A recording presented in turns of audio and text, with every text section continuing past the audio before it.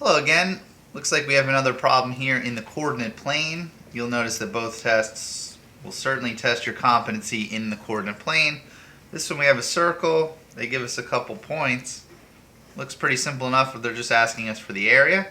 So we'll pause the video, see if we can solve it, then we'll come back, solve it together.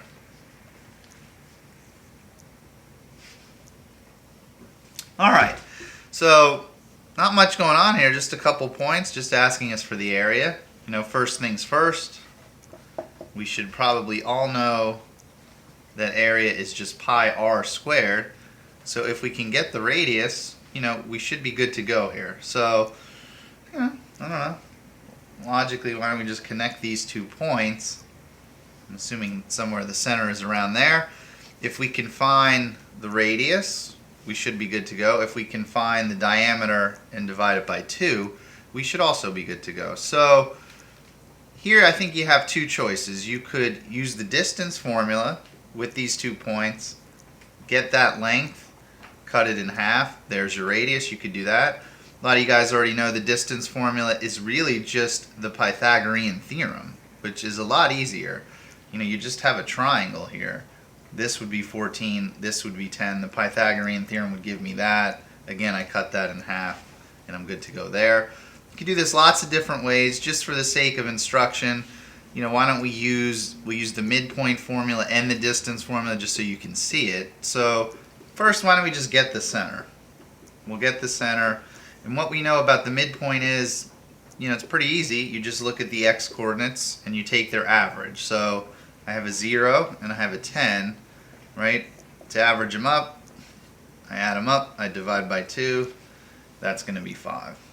I do the same thing with my y coordinates. I have a 14, I have a 0, I add them up, I divide by 2, that gives me 7. So now I have the center. So certainly now I could just use the distance formula here.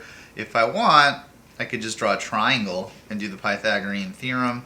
Just for again, for the sake of instruction, let's just use the distance formula. Not that you have to do this, but just so you can see it, right? And we know the distance between 2 points is what?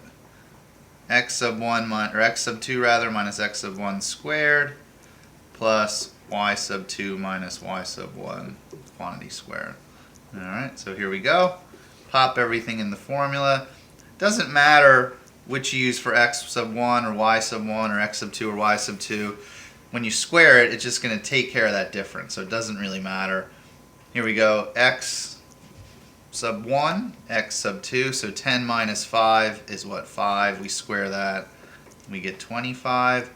0 minus 7 is negative 7. We square that, we get a positive 49. We add that up, and we're going to get that distance to be the square root of 74. So that looks like the radius, square root of 74, whatever that is. Good news is here, I don't have to really do much with this, because if that's my radius, radical 74, and then I square it, well, radical 74 times radical 74 is just going to be 74. So it looks like it's just going to be 74 times pi. There you go.